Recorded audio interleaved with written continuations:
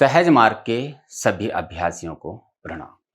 आज हम छठी और सातवीं ग्रंथि पे चर्चा करने जा रहे हैं। तो सबसे पहले तो हम ये जानेंगे कि छठी ग्रंथि का स्थान कहाँ पर है। तो बाबूजी ने हमें बताया है कि जो ये त्रिकुटी है, त्रिकुटी में छठी ग्रंथि का स्थान है और यह ब्रह्मांड देश में प्रवेश द्वार पर ही हमें प्राप्त हो जाती है। तो ये ब्रह्मांड देश है और इसके शुरू में ही हमें छठी ग्रंथि मिल जाती है। तो छठी ग्रंथि का जो मुख्य कार्य है वह क्या है? बाबूजी हमें बताते हैं कि कोई भी अभ्यासी अगर एक बार ब्रह्मांड देश में प्रवेश कर लेता है तो वह इस सृष्टि में दोबारा जन्म नहीं लेता। तो इसका कारण क्या है? जैसे कि हमने अपने पिछले वीडियो में भी बताया है कि जब हम पांचवें वृत्त को पार कर लेते हैं या पांचवी ग्रंथि को पार कर लेते हैं तो हमारा कारण शरीर समाप्त हो जाता है। तो पहली चीज जो है वो है कि जन्म से हम मुक्त हो जाते हैं। अब हम इस सृष्टि में वापस नहीं लौटेंगे। दूसरी बात आती है कि यहां पर दिव्य प्रकाश का रूप परिवर्तित हो जाता है। तो जो प्रकाश का अनुभव हमें पिंड देश में होता है वह ब्रह्मांड देश में आने से बदल जाता है। तो हम अभी छठी ग्रंथि की बात कर रहे हैं।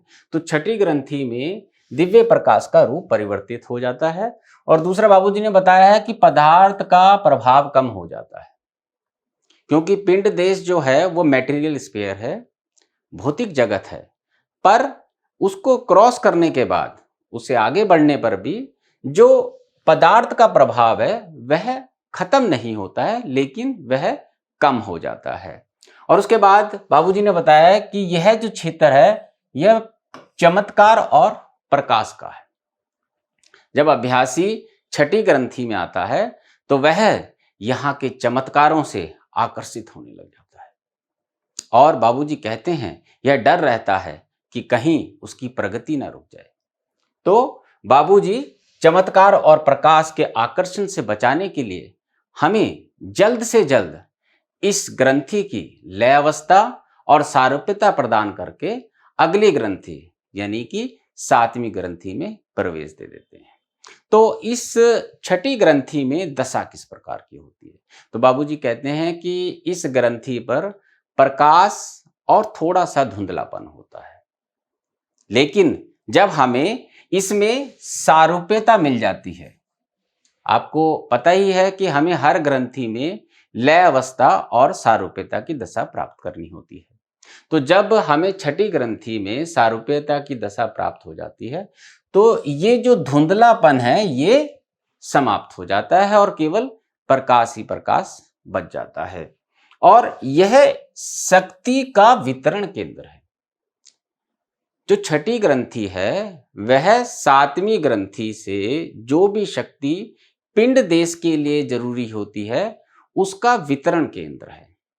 जैसे कि आप मान लीजिए कि हमारे घरों में जो बिजली आती है वो ट्रांसफार्मर से आती है, लेकिन ट्रांसफार्मर की वो बिजली नहीं होती है, वह किसी ना किसी पावर हाउस से आ रही होती है। तो इसी प्रकार जो सातवीं ग्रंथि से पिंड देश के लिए शक्तियां आती हैं, यह ग्रंथि उसका वितरण केंद्र है। तो छठी ग्रंथि का केवल यही काम है और बाबूजी हमें जल्द से जल्द इसमें लय अवस्था और सारूप्यता देकर आगे की ओर ले चलते हैं।